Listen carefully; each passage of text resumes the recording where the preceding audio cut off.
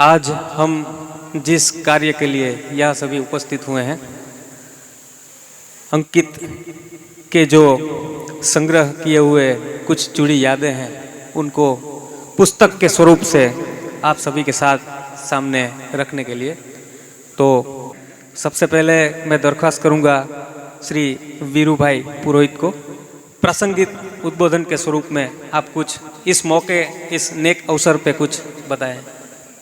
યોગાનુયોગ છે કે આજે વિશ્વ પુસ્તક દિન વિશ્વ આખામાં ઉજવાઈ રહ્યો છે। 1564ની 23મી એપ્રિલે જન્મેલ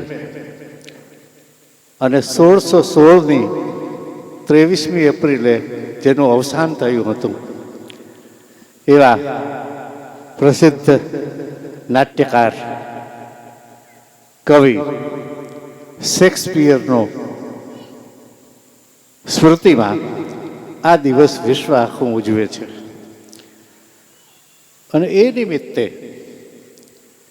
આપણે ત્યાં જૂનાગઢના એક નાનકડા અવસર તરીકે આપણે એક પુસ્તકનું વિમોચન કરી રહ્યા છીએ। એ નરસિંહના આત્માને ટાઢક પહોંચાડનારું એવું કૃત્ય છે। પુસ્તક એ કેટલું અમૂલ્ય અને કેટલું અગત્યનું છે એના વિશે એક વાત। જ્યારે રશિયન ક્રાંતિ થઈ અને રશિયાના રાજા ઝારને દેશવટો આપવાનું એલાન થઈ ગયું, મહેલ ખાલી કરવાનો હતો। વહેલી સવારે ઘણી બધી પોઠોમાં તાલપત્રી ઢાંકીને ઝાર નીકળે છે। ક્રાંતિકારીઓને થયું કે આ ઝાર શું લઈ જાય છે આટલું બધું। એક પછી એક પોઠની તાલપત્રી જ્યારે ઉચકાવવામાં આવી ત્યારે બધી જ પોઠોમાં પુસ્તકો હતા। જ્યારે કહ્યું કે બાકીનું બધું હું કમાઈ લઈશ, પણ આ પુસ્તકો મને પાછા નહીં મળે। જૂનાગઢના એક સજ્જનને કોલેજના ઇન્ટરવ્યૂમાં અધ્યાપક તરીકે જ્યારે ઇન્ટરવ્યૂ હતો ત્યારે એમને પૂછવામાં આવ્યું કે માનો કે કાલ સવારે પ્રલય થવાનો છે એવી જાહેરાત થાય અને તમને કહેવામાં આવે કે કંઈ પણ એક વસ્તુ લઈને ગિરનાર ઉપર તમે જાશો તો તમે બચી જશો, તો તમે શું લઈ જાઓ? ત્યારે એમણે કહ્યું કે ત્યારે હું પુસ્તક લઈ જાઉં। અને એ વ્યક્તિ હતા લલિત વસાવડા। અને આપણે બધા જાણીએ છીએ કે લલિતભાઈનું નોલેજ કેટલી બધી ભાષાઓમાં હતું અને પુસ્તકના કેવા પ્રેમી હતા। આ બધાને યાદ કરીએ છીએ ત્યારે કેટલીક તે ફરિયાદો છે ગુજરાતી માટેની એ પણ વિસરાઈ જાય છે। અભિનંદન બેન આ પુસ્તક માટે, અને આવા જ સુંદર કાર્યક્રમો કરતા રહો અને પુસ્તકને ઉજવતા રહો। એ ધન્યવાદ બેન, ધન્यवाद। बहुत बहुत शुक्रिया वीरू भाई पुरोहित सर आपका। इसके बाद मैं दरख्वास्त करूंगा डॉक्टर श्री उर्विश भाई वसावड़ा कि आप कुछ प्रसंगोचित दो शब्द कहें।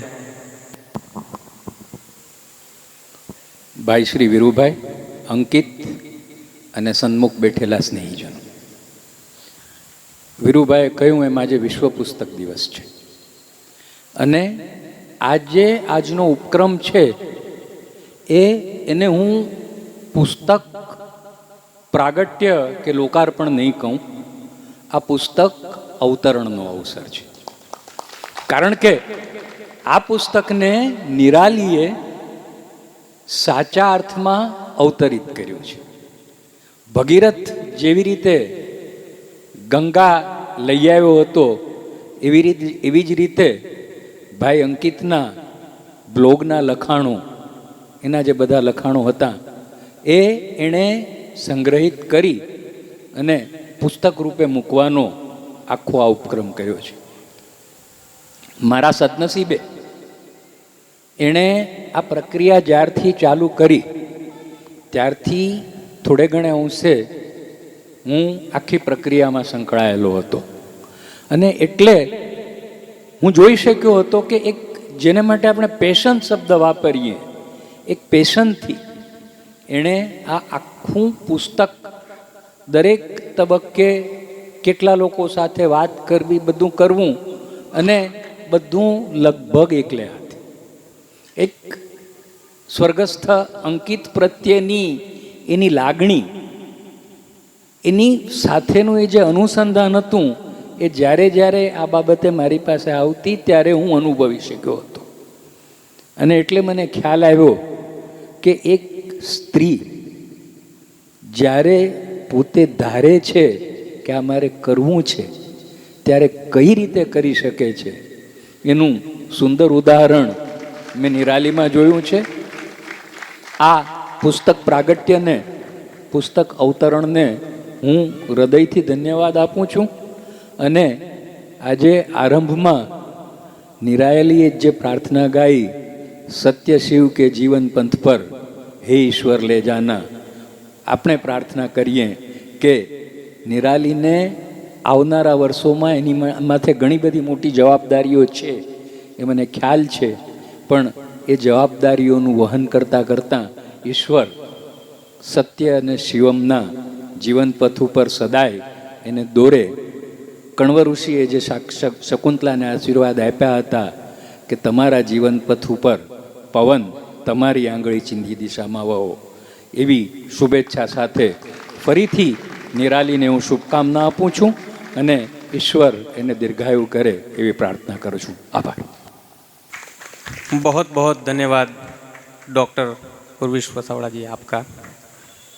अगले मंचस्थ महानुभाव श्री अंकित भाई जोशीपुरा से मैं विनती करूंगा कि वो कुछ प्रसंगोचित दो शब्द कहें. श्री अंकित भाई. सर्वप्रथम मैं आप सब लोगों को ये बताना चाहता हूँ कि मुझे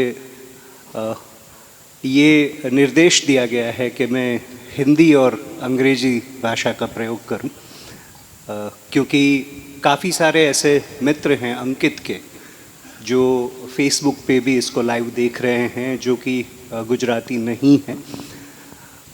इसी बहाने मेरे जूनागढ़ को पता चल जाएगा कि आपके अंकित को कितना हिंदी आता है.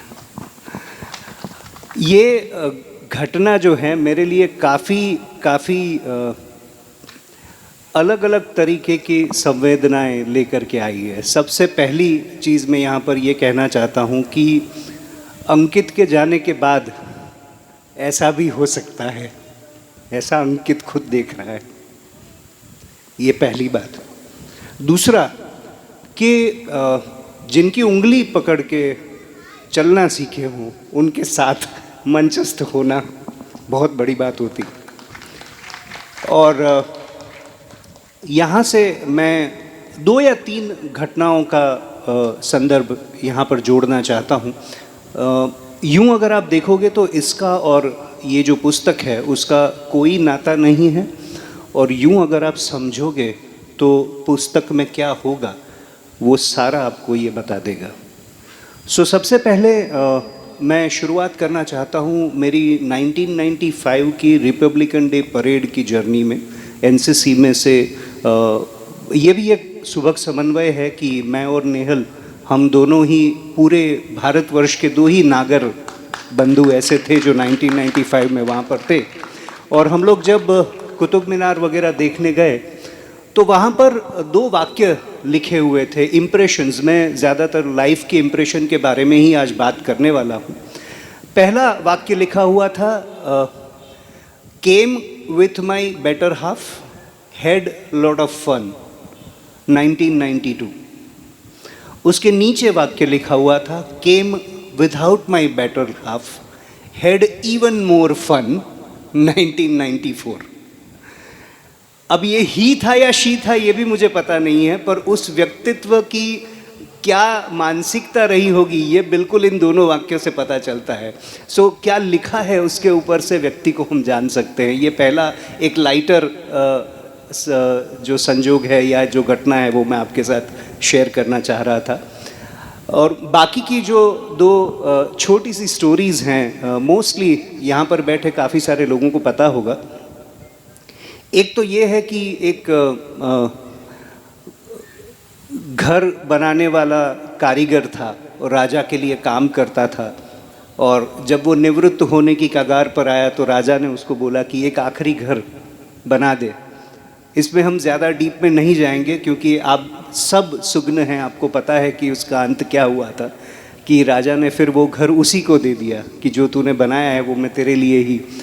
पर तब उसकी जो मानसिकता रही होगी और उसने जैसा घर बनाया वैसा ही उसको मिला। सो ये दूसरा एक स्टोरी है जो मैं यहाँ पर आप लोगों के साथ शेयर करना चाहता हूँ कि हम जीवन में जब आखिरी पलों में भी या ड्यूरिंग आवर जर्नी क्या करके जाते हैं उसकी इम्प्रेशन हमेशा हमें प्रभावित करती है और लोगों को भी पता चलता है कि हम कैसे हैं। और तीसरा जो प्रसंग है जो मैं आप लोगों के साथ शेयर करना चाहता हूँ वो ये है कि एक छोटा सा बालक था। आजकल मोबाइल वगैरह यूज़ बहुत ही आम हो गया है। सो छोटा सा बालक था और बहुत ही गुस्सा करता था, और उसके पिताजी को ये प्रश्न हुआ कि उसका गुस्सा कैसे मिटाएं, क्या करें कि उसका गुस्से से उसको थोड़ा सा परहेज़ अपने आप हो, क्योंकि कुछ स्वभाव और प्रभाव कहने से नहीं पड़ते हैं। तो उसने बोला कि भाई एक काम कर, हमारे बरामदे में एक कार्डबोर्ड है, एक बोर्ड पड़ा है, जब भी तुझे गुस्सा आए वहाँ पर जाकर के एक कील ठोक करके आना तू। तो बच्चे ने शुरू कर दिया। 1 दिन, 2 दिन, 1 हफ्ता, 5 हफ्ता, 6 हफ्ता, 2-3 महीने में वो पूरा कार्डबोर्ड जो है वो कीलों से भर गया। और बच्चा फिर से आया कि पापा अब तो भर गया, अब क्या करूँ, अब गुस्सा आए तो। बोले अब जब गुस्सा आए तब एक एक करके कीलों को निकालना शुरू कर वहाँ से। तो दूसरे 5-6 महीने उसमें गुजर गए और तब उसके पापा ने बोला कि बेटा पहले इसकी सरफेस का जो तूने अपने मोबाइल में फ़ोटो लिया था वो देख, और अभी कीले ठोकने के बाद और निकालने के बाद इसकी सरफेस क्या हो गई है वो देख। यही तू अपने दिमाग के साथ कर रहा है जब भी तू गुस्सा करता है। सो impressions is something which is very, very important in our life, and I would definitely like to say that Ankit has left a great impression via this book. जब आप पढ़ोगे तो आप इसको ज़रूर से महसूस कर पाओगे।